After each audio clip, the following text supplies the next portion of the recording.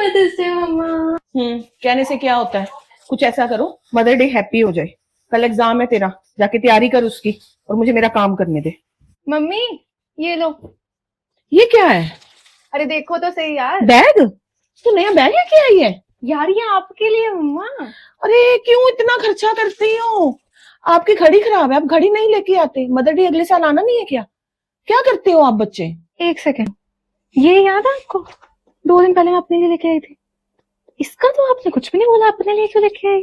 कुछ अपने लिए भी मांग लिया करो यार मम्मा। हर चीज लिफाफे में लेके जाती हो, देखो कितना जच रहा है ये। अब ये लेके जाना हर वक्त, आपके सारे आउटफिट्स के साथ मैच करेगा। चलो आज बाहर चलते हैं। बेटा क्यों फालतू खर्चा करना है? मेरे को नहीं पता, चलो। नहीं नहीं, आ जाओ आ जाओ आ जाओ, चलो चलो रहने दे बेटा। आ जाओ आ जाओ। अच्छा चलो। क्लचर खोलो, फोटो खिंचाओ। चले चलो।